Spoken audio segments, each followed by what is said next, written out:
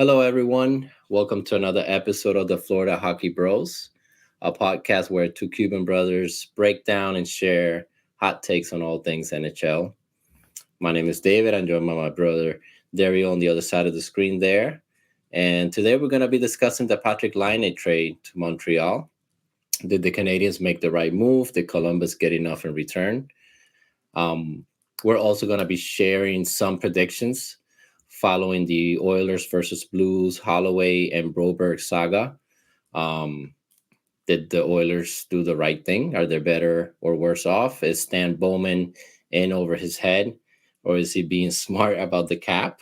That's going to be an interesting discussion. And then finally, and I recommend you all stay tuned for this, we are going to be sharing our ideal NHL roster. We chose active players and coaches from across the league who we think are the best players, the best coaches. We put all that together. So stay tuned to see who made it at the end of the show and who was left out from your team. And feel free to yell at us and criticize how garbage or trash our rosters are, because I know mine's gonna be controversial. So with that being said, Dario, You're gonna have some awful picks. I can just feel it. I'll wait till we get there. Oh my god, it's gonna be half of them Panthers. Mine is super theme. It's like a theme to mine, Oh my you know. god. So I know people are gonna be pissed off. But yeah, let's get started. Let's talk a little bit about the Patrick Laine trade. There's not a lot of content going on right now, so people are kind of, I think, going to extremes with their opinions. I saw an article that Nick wrote from Leafs Nation that's like comparing it to Aston Matthews for no reason. Like no one was talking about that. So one of those things. But yeah, let's get into that first. Yeah, I think there's always been that comparison. I think because of the draft, but obviously that's never been a thing. I think for me, when I look at this stuff, I don't have any stakes on either side. I think Columbus had to move on. It was clear he didn't want to be there. And the main priority for them, to be honest, was to get rid of the contract. And I think for me, did they get enough in return? I would say if they didn't have to retain, you'll take whatever you can in return, man. Because that's really the priority there. It's not even to get a pick or to get assets. No one's going to give you a ton of assets for a guy making that much money, unless you're retaining. He has 2 years left. Not even. Yeah, they had to attach a pick to it for the salary. No, I know. Yeah. So there was no salary retention. I thought Columbus did okay with that. Yeah, I thought that they did what they needed to do, which is get rid of the salary. And now, I don't know. The team has bigger problems than Patrick Laine. That's just one thing. Sorry, that's wrong with the team. But so anyway, I think I would say Don Guardell, I know he just got there, whatever, like getting rid of the contract, good job. Found a team to take him, worked that out, didn't have to give up a ton or whatever. So I think from their perspective, it makes sense. I think from Montreal's perspective, I think it makes total sense. I know that, I know what you said about the Leafs Nation, whatever. There's a lot of Leafs pundits, and I saw it with Overdrive. Frankie Corrado was having a conversation with these other two older guys who were filling in for Hayes and the other guys. And the other guys were like really, I don't know if they scripted it or if it's just their opinion, but like they were really negative about the trade for the Habs. They were kind of hating on them and hating on Laine. And Corrado was just like, yo, like, if you step back and you look at what it is, like Laine has 2 years left, right? Montreal right now, no one's expecting them to make the playoffs this season, right? They're hoping that they can be better, right? Like get closer to the playoff line, than to the bottom of the league. That would be like a good season for them to take a step. Then maybe next year, try to compete for a wild card, at best. Laine can help you do that if he's giving you 20, 30, 40 goals a season. If he can stay healthy, play maybe 70 games. The issue with him is obviously, the performance and the fact that he hasn't been supposedly a good locker room guy or a guy who gives a great effort. Obviously has some mental issues and stuff, is dealing with that. Yeah. And also been injured a ton, but he's still 26. And so I think of this as the same way as I look at the Pierre-Luc Dubois thing that the Caps are doing, which is, I'll take a chance on a guy that fits a need for me. Dubois, I can put him in my top 6 as a center. I need that if I'm the Caps. It's the same thing, even though the players, there's nothing wrong with him. It's just maybe people are saying overpaid, but with Lindholm and Boston, like you bring the guy that you need for what you're lacking. So you take the chance on Pierre-Luc Dubois, because if you're the Caps, you're not winning a cup, and you're just trying to get to the end of Ovechkin's career and then restart and see where you're at from there. So you've already retooled, and hopefully you can make another playoff run and make it hard for somebody. And this is what Montreal is doing, not in terms of playoffs, but in terms of saying they need a little bit more scoring. Laine doesn't even have to be a first liner. Like, he can be in the second line with Kirby Dach, and and see if he can give you some scoring, some secondary scoring, and they can protect him a bit. I know that the Montreal as a fan base is really tough, but I also think that at the end of the day, they can embrace him, right, for what he can bring, because they're not expected to win anything. And so I think it makes sense. You can have his contract coming up in 2 years, just like you have Gallagher and some other guys coming up in 2 years. You have Armia coming up next season. You still have flexibility. And I think if you're incrementally trying to get better, at worst, if this guy doesn't end up playing well or whatever, you kind of bury him a bit. And you don't need that money to bring in new guys right away, because you still have some money coming off. And your goal is in 2 years to really load, right? You want your young guys in the next 2 seasons to get increasingly better, get closer to the playoff line. And then in 2 years, when Gallagher coming off, maybe Laine coming off, you want to extend him if he's found his touch again, then you can really compete for the playoffs. And you have that option, either keeping him or letting him go. And with all that cap, you can sign guys, you can make trades or whatever. And you're hoping by then to be a lot better. So I think there's not a lot of risk here in terms of, if it doesn't work out, it's not like we're going to spend that money and we're going to try to win a cup in the next 2 seasons. But there's a lot of upside with a guy who's only 26, who may be in a better situation. I mean, Columbus, it was a whole of a mess beyond Laine. And we've seen that with Dubois going to the Kings and feeling like he wasn't playing in the right position, the right amount of minutes, and blah, blah, blah. So anyway, I don't think that, to me, this is like a huge deal. You're giving your fans something to be excited about. You're bringing a guy who can score. You're bringing a name in. You can sell some jerseys in the short term. Why not give it a shot, man? This guy at his best in Winnipeg, with Maurice, like, he was scoring 40 goals, and he is not great defensively, but so are a bunch of guys around the league. So, maybe he can give you 30 goals, man, and kind of build something there. And even if you don't keep him, again, it's a nice thing to have. It's a nice story to have in the next 2 seasons. And if it doesn't work out, you're fine. You're going to be where you're supposed to be anyway. So, yeah, I think there's 2 things that work against Laine. Obviously, his contract is a little bit high, 8.7, I think, or around there. I mean, it's incredibly high for what he's done the last couple seasons. Yeah. And the other thing is just availability and his mentality going into the season. I think it's risky for what it does to your cap. I do think that it's a good experiment to do when maybe there's nothing else. The only thing that I do find weird is, from Montreal's perspective, is why didn't they shop the market a little bit earlier? If you're going to spend that money, even if it's for a year or 2 or whatever remains of his salary, to me, it doesn't make a lot of sense to go for him when there are so many question marks. And maybe you could have tried a trade or find another forward that could have fit your team a little bit better. So I'm not sure that this is going to work. But, at the same time, I don't think Montreal has anything to lose. They're clearly on a rebuild. I don't think they're expecting to make the playoffs and win a round or anything like that this season. They might compete for a wild card. I think that's sort of best case scenario for them. And from Patrick's point of view, it's a fresh start. Columbus is not, I don't know what they're doing since Bobrovsky left and Torts. It's kind of been tear down. And then some of the signings made no sense. So they kind of have no direction right now, in my opinion. So I think it's a good move. It's a good move for Montreal just to test the waters. I just think that if you were going to, pay that amount of money, I think he's at 7.5.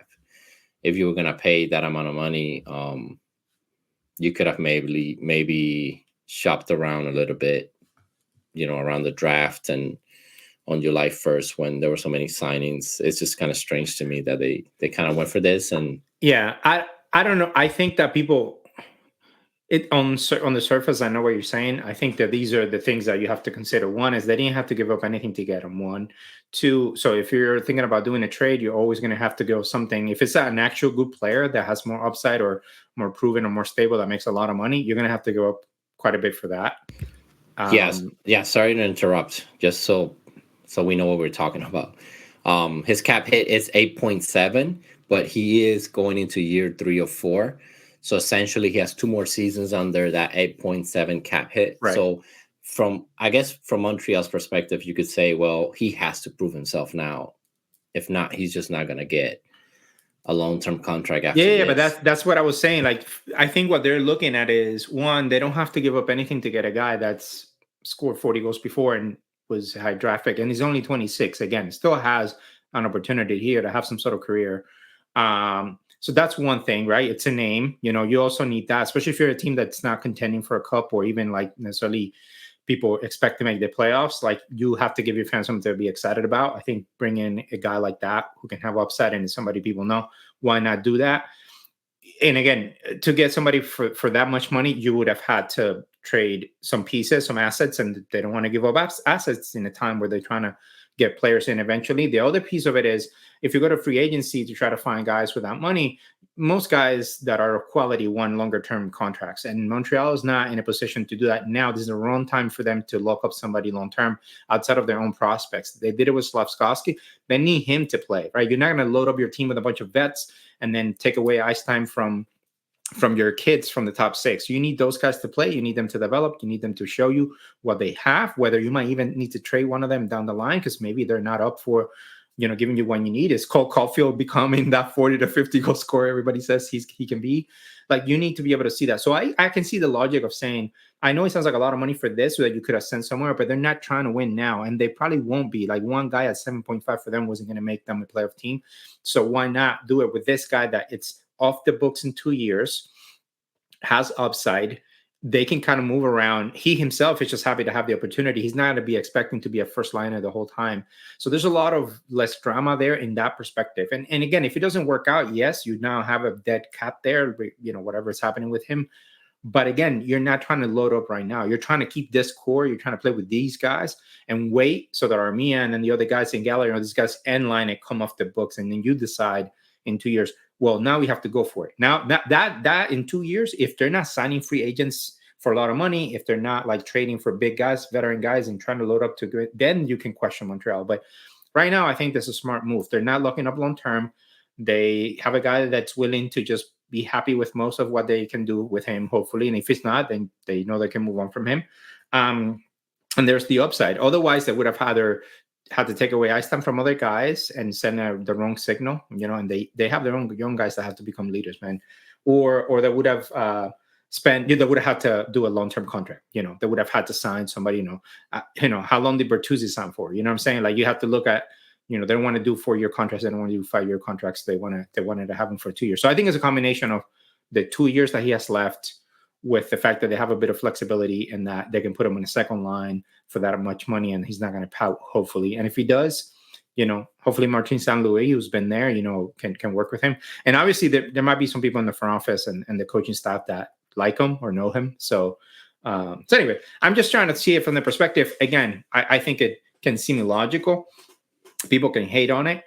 I just think it's a smart move to do right now because it doesn't take away from your long-term progress, and it can only give you upside. And if he doesn't work out, you didn't have him 2 days ago, and you weren't going to have anybody. So to me, it's like you're not locking yourself into any issues. So anyway, that's just my 2 cents. I just think it's like, and I'm rooting for the guy. I mean, I'm hoping it works out. I want to see Montreal compete. I think it's better when Montreal is like competing in the league or whatever. So, there's a lot of drama in Toronto and hate between Toronto and the Habs and all that. So I would love to see the Montreal be able to compete.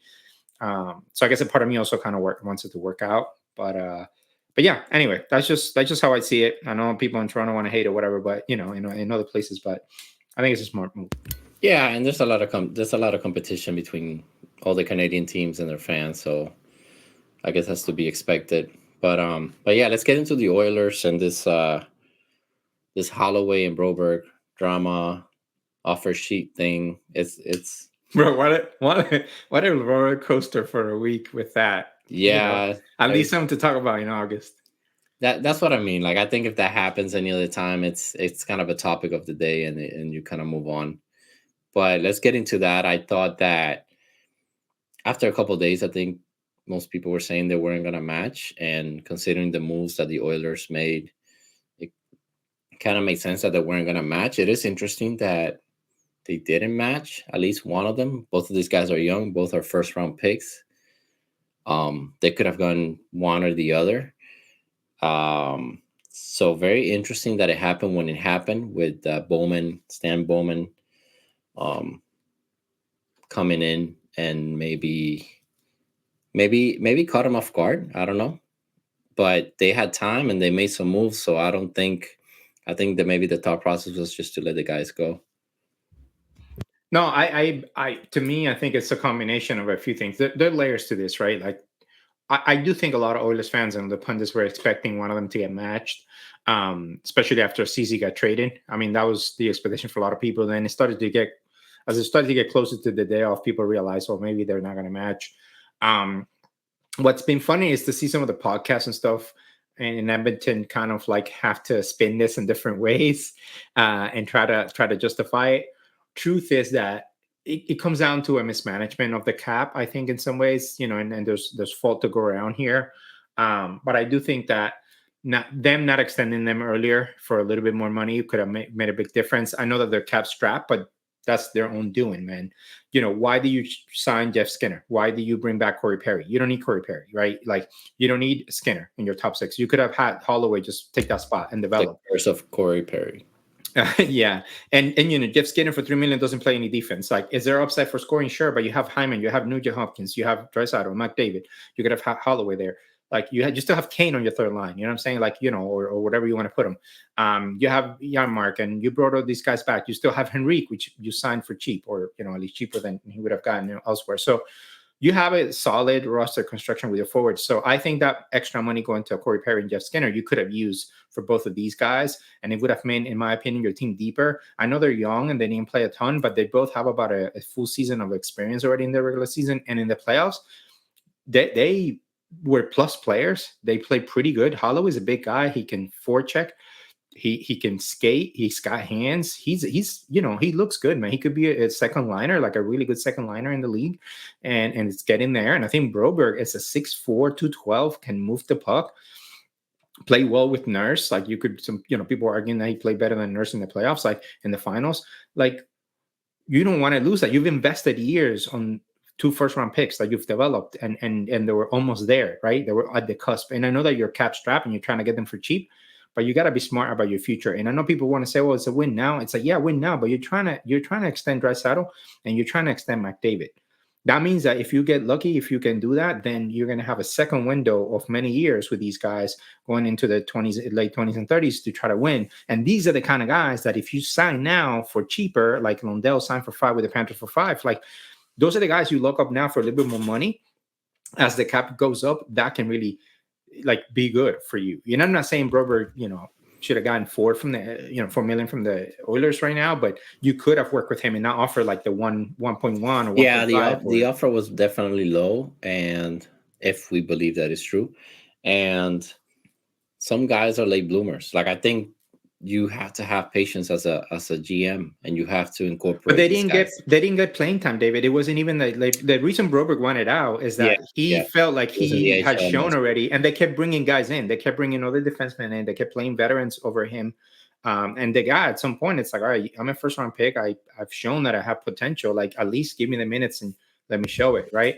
So anyway, that's why I think he got pissed. It's more about these guys haven't played as much because they were trying to contend, but you got to trust them at some point. You have to give them a chance. Like with Mackey and the Panthers, like, you got to play Mackey right at some point, otherwise you're going to lose him. And so you don't want to lose those kinds of guys that may cost you a lot less money. And if Holloway turns out to be a 20-goal scorer, 30-goal scorer, and you have them for, whatever it is, versus now what are you going to do, right? Like that is the issue now. It's like, well, now look what you had to do from a cap perspective, man.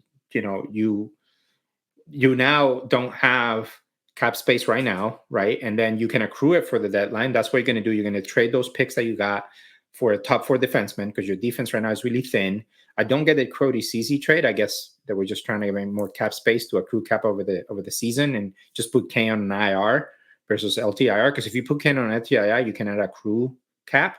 So, I know that what they're going to do is they're going to sign Savoy. They're going to have a 22-man roster to start, put Kane on IR, accrue I think they can accrue up to like $4 million for the deadline. Yeah, And then it starts to accrue. Yeah. Right. And you can trade for like a top four guy. They were talking about bringing back Adam Larson, who used to play there, or they were saying Rasmus Anderson. I don't know that the Flames would do that, but they can bring somebody. But for the first half of the season or more, you're going to go with this, right? And right now, Ty Emberson, they're trying to, and that's the other thing, the podcast, we're trying to sell Ty Emberson as like this like shutdown guy. Like the dude was in the NHL like 2 seasons ago. Last year, didn't even play half a season with the Sharks, was in the top 4 defenseman for them regularly. His numbers are good on defense, but he's not going to be, he's a bottom 6 guy right now and not even a proven one completely. And then Troy Stechard, who's already 30 years old, like he's going to compete for what, your top 4. Your right-hand side is pretty weak. And that to me is the issue. Is like right now they're going to have to wade with a really shaky defense and Skinner that might put pressure on him during the first half of the season. And then, are they going to panic if they start slow again, or if their defense is not good? Are they going to be patient enough to add another defenseman? Is that going to be enough for another run? I don't know that they have the right balance. They have too many forwards. Like I don't, so anyway, they got in their own way with the cap. I think that, they're saying, the GM didn't care because he was leaving, and so that's why he didn't extend them. At the end of the day, it's sad that they lost 2 prospects that they were really developing that have a lot of upside. And right now, it was purely for cap reasons. That was Stan Bowman said. He is being responsible because otherwise they could be in cap hell if they had matched even one of the guys, even though I probably would have gone with one of them. But now, now they're going to go for it now. And this is what's funny. They have to extend Bouchard. They have to extend Draisaitl for next year. And then the year after is McDavid and Skinner. And then Ekholm, you're going to have to replace him. You'll be 36 and I think coming off the books, right? And maybe Nurse is a year or 2 away from being able to be traded finally. So like replacing all in Kulak will be, so how do you replace all these guys? You don't have the prospects within. And we've learned it through the Leafs and other teams. When you don't have your own prospects there, and you got to go to free agency or trades to bring a top 4 guy or 2 top 4 guys for your defense, replace a Holloway in there, you're going to overpay, right? You're going to maybe have to overpay with some of these contracts, and you're not going to have a lot of cap with all these guys being in the early years of their extensions, which is where you're going to take the biggest hit with the cap, because we're talking about McDavid and Draisaitl combining anywhere between 20 and 30 million, 9.5 for Nurse, which you're not going to be able to trade for the next 3 years probably because he has 4 more years, including this one on the contract. No one's going to take that. And then Bouchard's going to want about 10 if Nurse is making 9.5. So, yeah, man, they're in a tough position with the cap, I think, not just now, but going forward.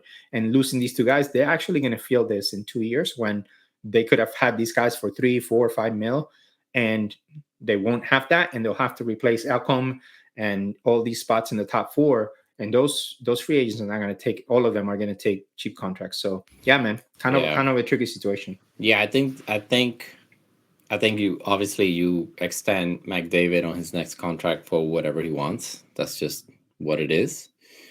But I think what they decide to give Draisaitl and Bouchard are really gonna determine how they go about it in the future. I don't know if Bowman is gonna pay everyone. I think you kind of have to get those 3 guys. They're not gonna trade any of that. Yeah, we're saying it like that. That is the hard part with these when you build a team this way. If you trade Bouchard because you didn't want to give him 10 and you wanted to give him 8.5 or 9, your fan base is going to turn on you. Yeah. And there's no way you're going to let Draisaitl walk. You'll give Draisaitl whatever. And Rishog was saying that, like, I think 14, I think. Yeah, 14. I mean, they're saying that if he takes 13.5, he's taking a discount to help the team. Likely it's in the 14s. And then that means my David's going to be what, 15s, 16? Probably more. We're talking about $30 million between the two. Then Bouchard's going to be 10 around there. So that's 40. And then 49.5 with the cap going up. That's 50% of your cap almost. Or 48%. That's a lot, bro. They're going to be worse off than the Leafs in terms of the core.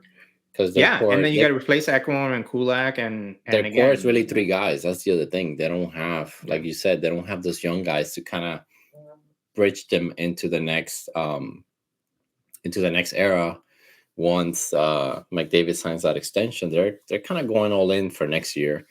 They're hoping that that pattern repeats itself where a team makes the finals twice and they win on the second year. It's happened the last 5 times now with the Panthers. And they're very fortunate that they've been able to get a lot out of Hyman and Nugent Hopkins for their contracts, like punching above their weight for some of these years. And when that starts to come Well, down. those guys are not that young anymore. They're early 30s. No, So and well, Ekholm is 34, so he could have like a down year performance wise. I mean, they're again, this is the tough spot they're in, right? They got to keep the talent. They got to obviously these are the guys that drive the bus, and but the team around them and the defense, especially in the goaltending, has been great in the past. That's why they haven't been able to break through.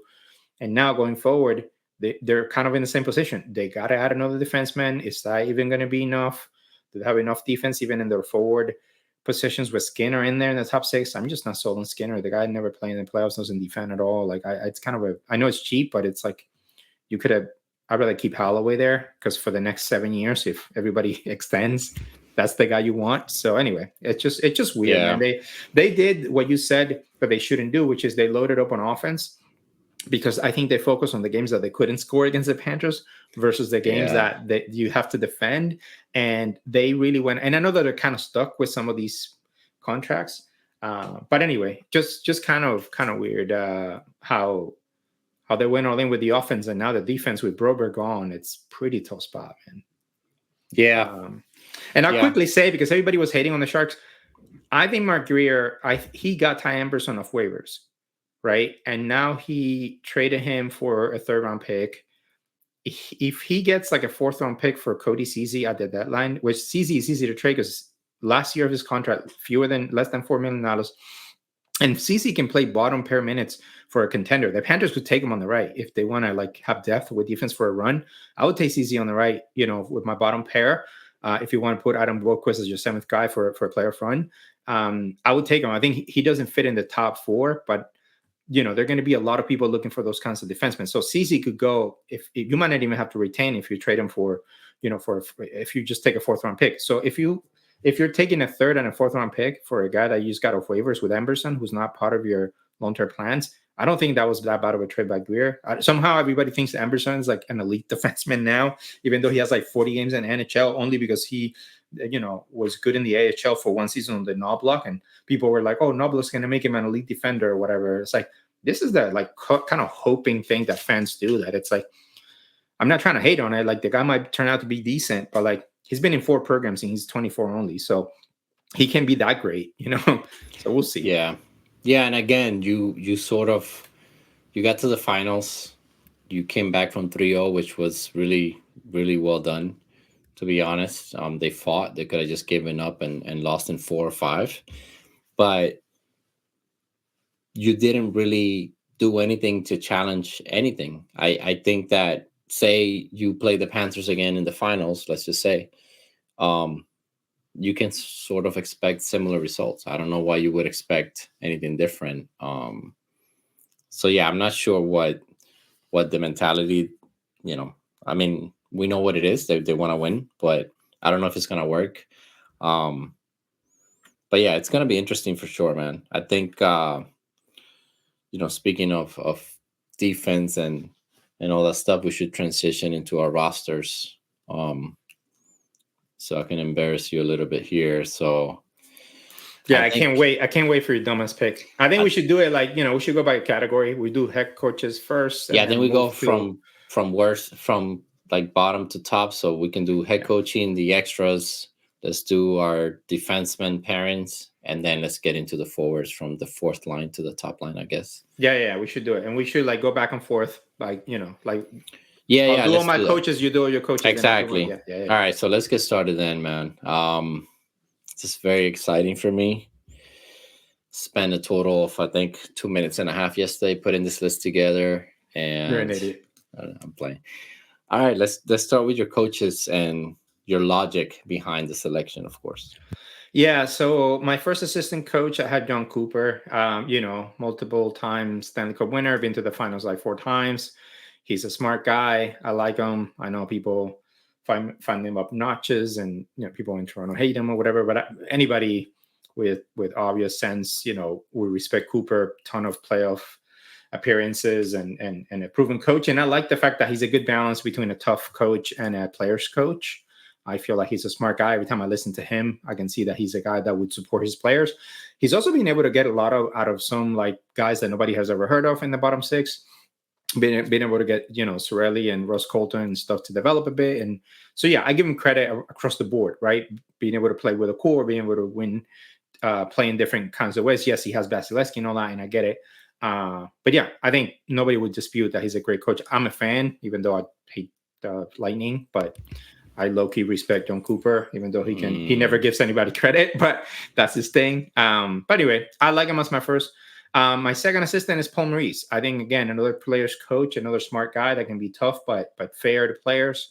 A guy who knows how to build a defensive system, a system of forechecking that wins in the playoffs. Maurice has never had a ton of talent as a coach. That's always been overlooked. It's the only reason why he didn't have a cup before. But he's shown that with some talent, not even like the top talent, but just some talent, better talent that he's ever had, he could go to back-to-back finals and build a program.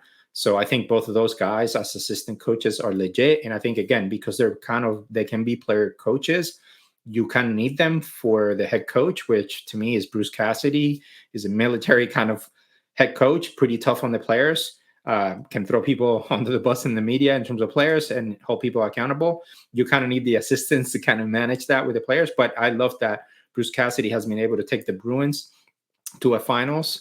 They got close to winning and probably should have won. And then he took what he learned and took it to Vegas and won a cup in pretty dominant fashion. So I think he's proven that he's a really good leader. So I like the idea of having a really tough head coach that has won and has gotten different teams to the finals, and then having two guys that have also won but are smart and players coaches. So that's my logic. Yeah, I think your coach and first assistant make a ton of sense. Having Maurice and Cassidy, that's fine with me. I think Cooper, I really dislike the guy. There's just something off about him when he talks. I don't know. He's kind of an asshole in my opinion. And I don't know, because the thing with me and Cooper having him there is I don't know that he's 100% responsible for it. When you watch the Lightning play, and we watched them plenty against the Panthers, there's just a lot of talent there. Their power play is amazing. They can turn it on. I don't know that they're that well coached in terms of system. They just kind of were the assholes back in the day. They grinded out games. They were very physical. But I just don't like the guy, so I don't have him on there. Yeah, but that's different. I mean, the guy's been to the playoffs a bunch of years in a row, been to four finals. You could say whatever you want. It's overrated. Take away the credit from it. Overrated 4 finals.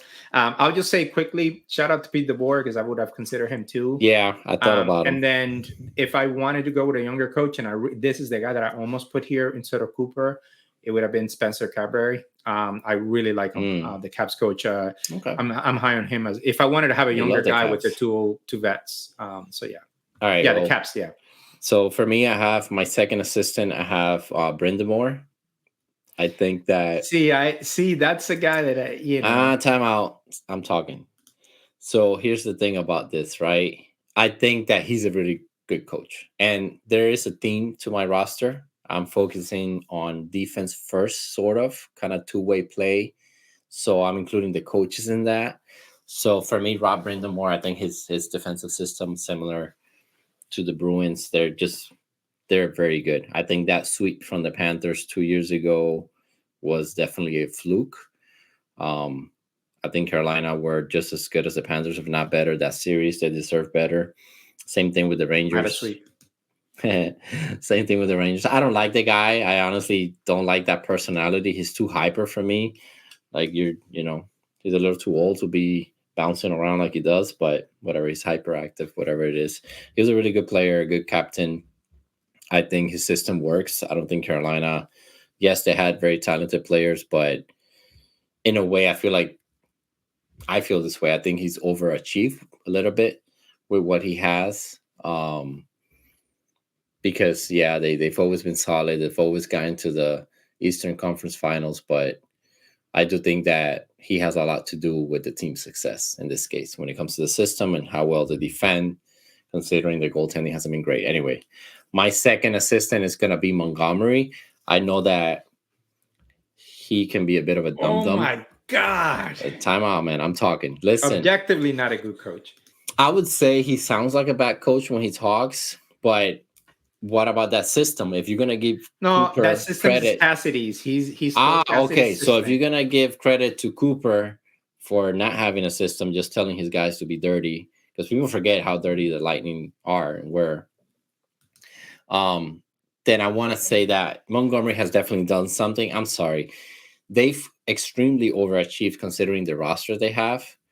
Yes, goaltending has a lot He's to a do with player's it. coach and he inspires guys. But when it gets tough in the playoffs, he doesn't. Well, I don't know. I think the If Bruins. Swayman doesn't save his ass, Panthers beat him in 5. Yeah, but that's a roster thing. That's not his fault. Like that's a roster thing. They don't have the scoring. They don't have the depth on the lines to score. They haven't even that great season.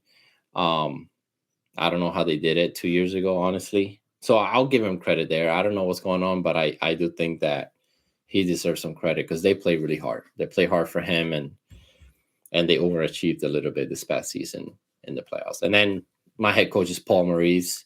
How can you not have Such Paul a Maurice? homer. Literally the best coach in the league right now, hands down. That's not an opinion. That's a fact, Jack.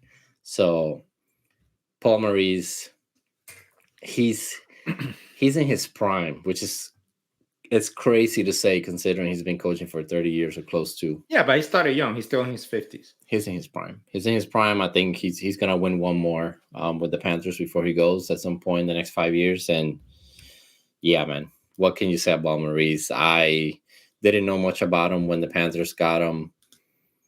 The whole journey has been amazing. He's been very solid, very good players coach, but also systems guy, defense first, hardworking. Yeah, his team is amazing. I mean, I would have him and his assistants. But yeah, that's my coaches there. So let's go ahead So and let's. a homer pig and 2 questionable assistants. No, Okay. I think my picks were great. Let's go. So Let's go on to the extras. yeah. And explain your reasoning. Yeah. For this.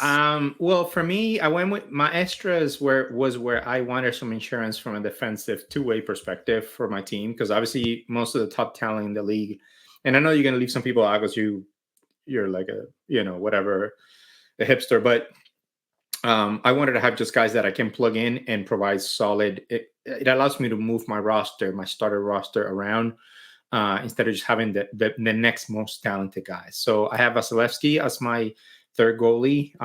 Wow. Excellent goalie, whatever. But the last 2 Third seasons, goalie. a bit of a down, You had back trend. surgery, man. I His know, I spine was know. missing or But something. listen, there are a lot of great goalies in the league, and having if my third option when I have an injury is to bring this guy up, I mean, how deep is my team? How great is Yeah, my no, I team? don't have a problem with that. So Vasi's my third guy. Who's your In D terms man? of my D man, my extra D man is Jacob Slavin. I think after Forsling this year, the best defensive defenseman in the league. Last year, the year before, he was So the best best. defensive in the league, but he's a backup. Yeah, because I have the best defensive defenseman in the league in my That's roster, fine. I bro. don't even have him on my list. So Yeah, well, I have Slavin because Slavin provides the kind of two-way play and the kind of defensive play that, again, if I need to plug him in, and once we get to the starting players, you see the reasoning. But I love Slavin as a defensive defenseman. I think so much emphasis is put on offense, and when you're building a roster across the league, if it's all you have is offense, you're gonna get scored on again, like again and again. So anyway, I think Slavin is my last one, and then kind of similarly, I have Sebastian Aho as my extra forward. I think he plays two nice. ways. Swiss Army knife, can play center, can play wing. I can put him anywhere in my lineup if I need him on the fourth line, if I need him on the first line. Yeah. Playoff performer. So what? Enough said. I know other people will go with other talent, other big names. Aho is a guy. He almost cracked my team, but yeah, Slavin, Aho, and Vasilevsky, my extras. Yeah, that's fine. There's nothing wrong with that, especially as the extra guys on the team. There's some good names. I also left off Vasilevsky. I don't have him, but anyway, I have my backup goalie or my third goalie is gonna be Shesterkin. I do believe that the other two guys are same level. I think all three goalies are right there, but just based on stats this past season and what I saw in the playoffs, Shesterkin is my extra goalie. He's the best playoff goalie in the league right now, arguably. I guess. My next guy. Look at the numbers, bro. Yeah, sure. My next guy is my D man, and this is not gonna make sense to you, but it makes sense to my overall roster construction why I have this guy who I don't really think that highly of him, but I think it makes sense to have him as the extra guy, and that's Rasmus Dahlin um, of the Buffalo Sabres. Really great scoring defenseman. That's pretty much all he has going on for him, but considering what I did with the main roster, I think it makes sense to have Dahlin in there as the seventh D man in case you need that extra spark on offense, which my roster might need it come playoff time. And then for the forward, I think this guy is super underrated. I didn't really think much about him, but I was going through all the teams and looking at the names and some of the stats. And for me, it's Kadri, man. I think he's being that extra forward. Wait, who? Kadri. He has experience. He's kind of feisty, you know. He gets in your face, a little dirty. You kind of need that in the playoffs, to be honest. My God, bro. I don't think it's that bad of a pick as an extra forward. Isn't Kadri like one of the worst first line centers in the league right now? No, man. He's there. He can play anywhere. No. He's been good. His stats have been good. He did a great job in Colorado until he got injured and all that stuff, or not injured. He got suspended for being dirty. But yeah, I think this is a great extra forward to have if you need some more experience and kind of put him in that fourth line maybe, which you can kind of bounce players around. I think this list so far is flawless. What do you say? So wait, you have Shesterkin, you said Dahlin, and then this guy. I don't like Dahlin. I'm not a fan of Dahlin. I think he's a bit overrated. It's a bit of a dirty and not as good defensively, and hasn't done crap to actually help the Sabres. And Kadri is just it's an asinine pick. It's a ridiculous pick. With the amount of players in the league, for you to pick Kadri as your extra player, it is idiotic, but So I'll tell you why. When I'm done with my roster, you tell me who I should have picked as the extra guy. Actually, yeah. No, I mean I could tell you right now. Well, no, because you might have him on your list. Anyway, you're ridiculous. Well, my list is gonna like shock people, and some people are not gonna be happy about it. I understand that. Please, like if you just got this far and you heard the Kadri thing, please leave a comment. So I don't get it. Look, last year, 75 points in 82 games. That's like what? That's good for like 80th in the league. Dude, I mean, like considering the team that he played with Huber, though, who like just disappear. Those are excellent stats. And how old is Kadri? He's not a young buck. There is a ton of other 33. players. What a great guy. Great experience. I would take him on my team. You would take him on the Panthers right now. Anyway, let's get into the defense. No, I wouldn't want him in the Panthers. Let's get into the defense pairings. No, my starting goalies.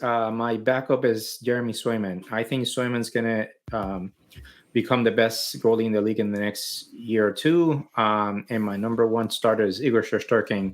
Not just excellent during the regular season, but look at his playoff numbers the last 3 seasons. 929 the year that the Rangers made the conference finals, 931 when they lost in 7 games to the Devils. I mean, that offense for the Rangers needs to they need to trade people.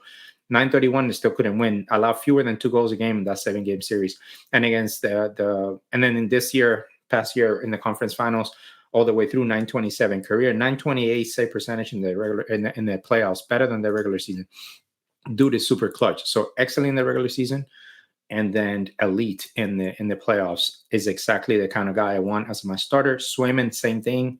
Super reliable as a backup. He's shown it. He's an elite backup. 1A, 1B even. And then in the playoffs, turns it on. And again, Vasi, my backup, champ. You can't do better than that. People will say Demko. People will say Hellebuck. Look at their playoff numbers. First of all, Demko is super overrated. Look at his career numbers. Yeah, Hellebuck puts up big numbers in the regular season. In the playoffs, he's awful. So you better not have one of them too on your list. All right, so Hellebuck is my second goalie. Oh my God! Jesus I think that look at his playoff numbers. Listen, I have Shesterkin, Hellebuck, who was an older guy, super experienced. And so I can flip those 2 guys if I feel like it. If Shesterkin shows out, I'll have him as my second. And then my number 1 goalie, Swayman. I think Shesterkin, Swayman, you can go either way, honestly, there. I get the stats thing, but if that truly mattered, wouldn't the Rangers be lifting the cup right now? So I think it's a little overrated to say that this guy's career numbers in the playoffs are this or that. it's a team sport, and I feel like my forwards are so well rounded that I don't need like a top goalie. Just Swayman or Hellbuck, they can trade places, and we'll be winning in 6 against your team. So Swayman is a little bit too green to be your starter when you have so many other options. And Hellebuck, the last 2 seasons in the playoff, 886 and 876 percentage. Yeah, put him against Shesterkin. I'll whoop your ass. All right, let's move on. I mean, that depends on who the forwards are. So I guess we're gonna see now. All right, let's do the fourth liners first. Let's see. Well, let's start with the D. I think we should. Okay, let's do the defensive pairing. That's right. Let's start Bottom with the pair. yeah. I got Charlie McAvoy on the right, Miro Heiskanen on the left. Heiskanen got the skating, the skill. A guy who's super underrated at this point, should be considered much higher. Wow. Has played going on deep runs with Dallas. McAvoy can run a power play too, can score, but it's really physical, can play 2 ways. Love that as my bottom pairing is with the toughness of McAvoy and then the super skill of Heiskanen. I love that bottom pairing. I think it's well balanced. Yeah, I guess I don't have a problem with that. I don't know about Heiskanen, but I think that's a decent. You don't know about Heiskanen? I think that's a decent third pairing. I don't know if it's gonna match He's a up top with 10 mine. defenseman in the league, bro. So yeah, congrats. So my third pairing is Elias Ekholm and Noah Hannafin. I think my top pairing would absolutely annihilate. Wait, what do you mean Elias Ekholm? Oh, you mean Ekholm? Yeah. All that's Matthias. I'm sorry, Matthias Ekholm. Yeah. All that's Matthias Ekholm. Yeah, well, I mean, it's for this year. You know, we're loading up to win the cup this season. That's how I look at it. I think and who was the other? Hannafin. What do you mean? Didn't you wanted Hannafin to replace Ekblad? Yeah, don't fake it now. And I would next to Forsling or in the second pair, but just wanted him for my team realistically for that money. You know, for the money he got, we could have signed him. I'm not going by like top 10 guys and who scores here and who's great in the playoffs. I'm going by team construction. They're gonna get lit up. Team construction. Hannafin can score. He can defend. He's a strong guy. Ekholm is gonna watch his back. It's over for you guys. All right, what's your second pairing?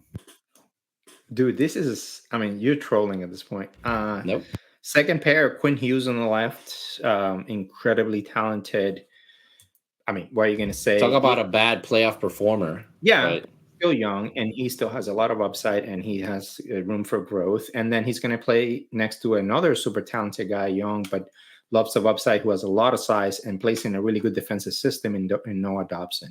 So that's my second pair. Okay, I don't think that's bad at all. I also have Quinn Hughes on my second pairing, but I have him with McAvoy. I think that pairing way too high for McAvoy. No, I looked at more like the pairings and if it makes sense, one guy for the other guy. So I kind of focus on one guy for each of the pairings, and then I kind of match them up to what I think would be a good assistant or a good, right side or left side, whatever. So that's kind of how I had it. I don't think that's too high, but to each their own. Anyway, what's your my top pair? I have my one homer pick is Forsling. I know that it's easy to say now. Everybody's like, oh, Forsling. I love how people never talk about these players, and then everybody talks about them like Barkov and Forsling, and it's like they get tired within 2 seconds. But I gotta hear about Jack Hughes forever, every freaking day. So yeah, you're gonna hear about Forsling, elite two-way player, not just defensively, but the dude can score, can shoot, can skate. Incredible on the left, has had to put up with Ekblad in a way who can be a liability at times. Has made Montour look good. The dude can play with anybody at this point. And for him, next to Makar, who is there's no way you cannot have Makar on your top 6 defensemen. That would be asinine, ridiculous, embarrassing. I know you didn't pick him. Oops. You're an idiot. Oh my God. Makar, the best defenseman, like an all-time great. He's a great scorer. He's just okay. Have you seen Makar play? No, I'm kidding. I also have Forsling and Makar. Yeah, that's my top pairing. Yeah, one defensive guy. And, Makar is the best defenseman all around in the league, I think. Yeah, that is one undisputable. It's like a Matt David conversation. And the Forsling thing makes a ton of sense. I think he's the perfect first pairing guy for whoever, like you mentioned, whoever you want to put on the other side is going to have a great year. Ekblad was dealing with injuries, but I think that he just frees up a lot of space. He's so quick, tracking back, going on the attack. He's very smart, very young still, excellent salary. So yeah, I think we're on the same page there. Yeah, and then I'll just say the one guy, because everybody's gonna come at me with like names of other defensemen, and there's a bunch of vets and champions and Pietrangelo Hedman and blah blah blah and Roman Josie, like blah blah, who also doesn't do anything in the playoffs. The one guy I feel bad leaving out is Adam Fox because he is legit. Like his numbers are really good both in the regular season and the playoffs, and he's an excellent player. My reason for leaving him out is that if I have an injury in my top six, let's say that Forsling is in here, who's my best defensive guy, and I bring Adam Fox in, my pairs all become kind of offensive, and there's no two-way player there. A lot of liability defensively, and also you wouldn't put Adam Fox with like Quinn Hughes or Adam Fox with like Heiskanen, too much of the same guy together. Those pairings don't make any sense to me. So Slavin slotting into one of those roles, you still have enough offense. You can move McAvoy up and down. They can run a power play, and you know Forsling would be just a defensive guy in any pair. So that's why I didn't put Adam Fox. So I felt bad leaving him out. Heiskanen over him for me, but I don't know. It's a style thing. I just like some of these other players better. But low key, I would say just honorable mention to Adam Fox. The other defensemen that I left out, I'm okay with. Yeah, Adam Fox is a good choice if you include him. Really good offensive stats the last 3 years. Some of his giveaways are not great. So but you can say that about you can say about any of these guys. He's a big plus player and excellent on the power play. So I guess. All right, let's do our fourth liners. My fourth line cannot be beaten. I have Sasha Barkov on my center, elite two-way center. Embarrassing. Fourth line. Wow. Fourth line. Yeah, that's where Barkov belongs in the whole league. He's your fourth line. You wanted to be a shutdown line, and I think for me, it's an excellent fourth line guy on center. On the right, I actually have a center who can play wing, which is Braden Point. Another guy who can play two ways, gives me tons of scoring. Sasha Barkov can be dishing out to him for 50 goals a season. And then on the left, I have Kirill Kaprizov, a plus player, not a liability necessarily defensively, incredibly good offensively. I think for a fourth line, you have defense, you have offense, you have size, you have speed, everything you want. Excellent fourth line. Yeah, that's a good fourth line. I think Barkov is way too low, but that's okay. Difference of opinion. No, you have him way too high as you're a Panthers fan. There's no way he's a top three center in the league. Construction.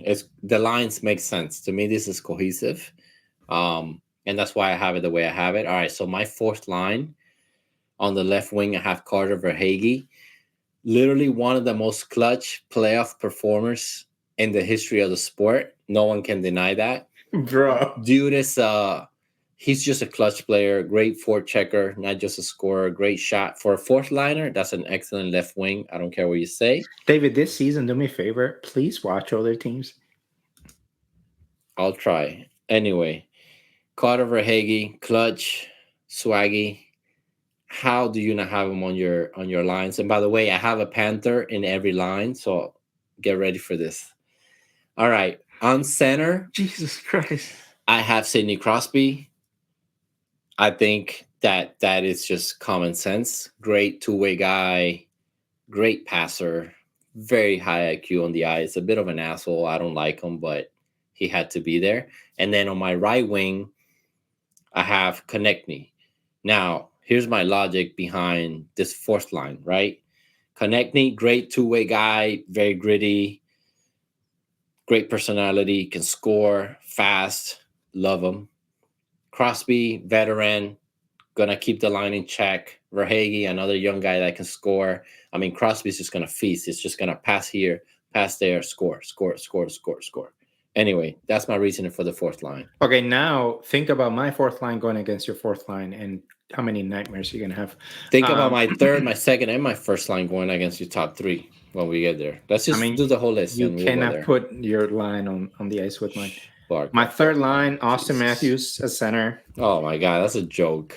Brings size, two-way play. Austin Matthews. Yeah. Oh my God, playoff performer. Size, you know, he's the best player for the Leafs. He can play two during ways. the season.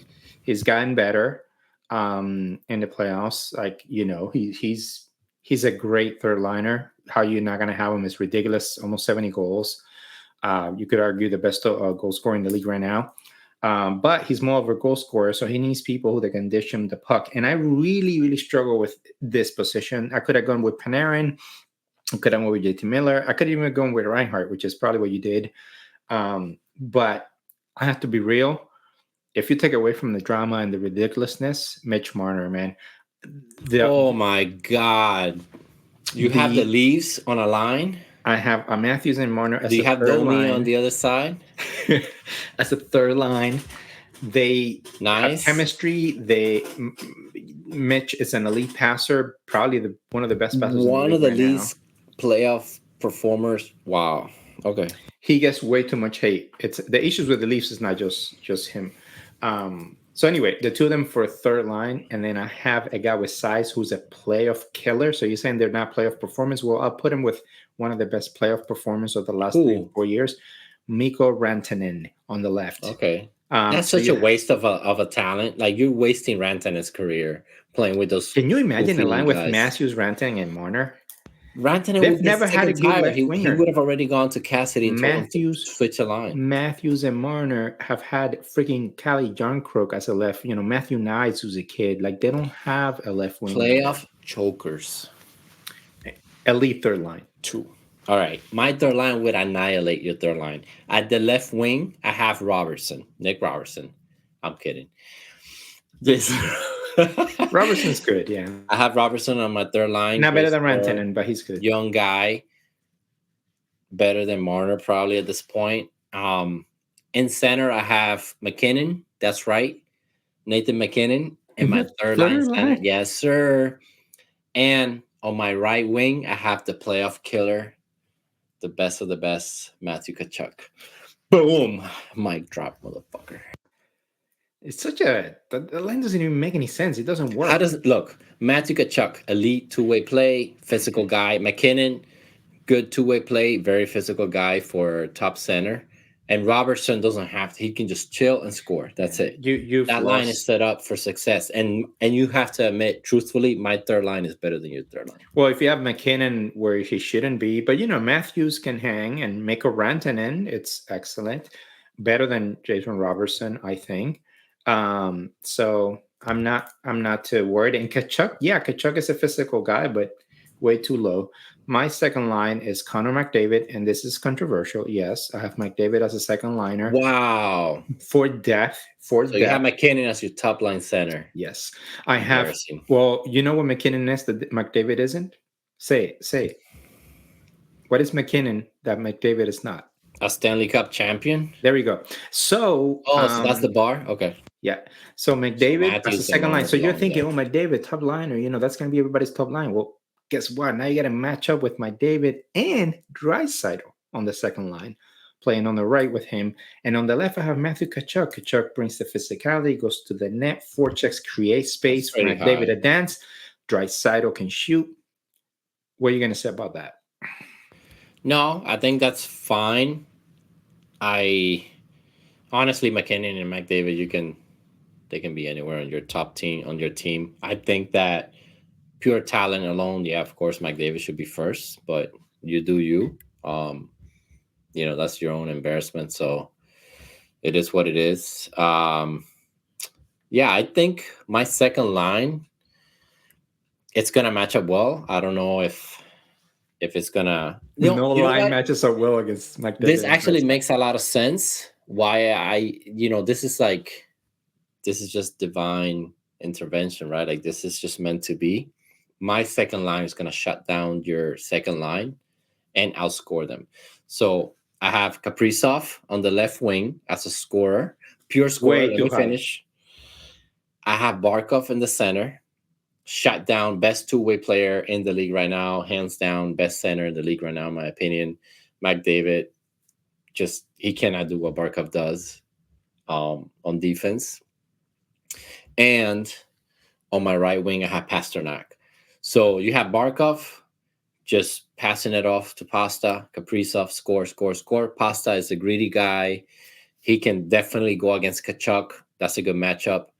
We know that they fought and Kachuk won, but he cheated a little bit. He did a little dishonorable thing, punching him Kachuk in has the beat eyes. him 2 years in a row in the playoffs. Well, Barkov has been, the top line has shut down Boston's top Barkov line. against McDavid is Kachuk tough. hasn't really shut down Pasternak. So And I think Kaprizov that and Draisaitl, please. I think these are really good. Draisaitl's not on my list. He belongs on no one's list such a dumb for being a balance. choker in the finals and the whole playoffs. All right, I cannot even wait to hear who's your All top right, what's line. your top line so I can shut you down? McKinnon, who's a 50-goal scorer. Obvious pick. One of the best passers in the league, and Nikita Kucherov. Oh my God, you lost. You lost. No defense. Two-time Kucherov, champ. turnover. Kucherov. Yeah, well, you know who turns it over at the same rate as Kucherov? Pasternak, McDavid. Yeah, that's why he's on my second line. McDavid, like these guys are all turnover machines. McDavid. Oh my God. Yeah, they're turnover machines. Are you saying McDavid's overrated? No. So I have Kucherov, McKinnon, and Pasternak, who's 50 to 60 goals. That's a really good line. I don't know that that's the top line. What do you mean not a top line? I think these guys are left out a top guy. You left out a guy that even though he's never been able to prove it in the playoffs, he would be a playoff beast. Oh, are you ready for my top line? Yeah. I'm gonna go the opposite of what you have. Reinhardt on your top line. Do you know how embarrassing that is? On right wing, I have Samson Reinhardt, 57 goal scorer, elite two-way play, top 5. And Selke voting. I almost had him on the fourth line with Barkov because of the two-way, but no lie, it's better. Reinhardt is legit. All jokes aside, Reinhardt is a legit hockey player. He became that last season. We'll have to see if it continues. I think it will. He's very smart. He'll continue the trend of being really good.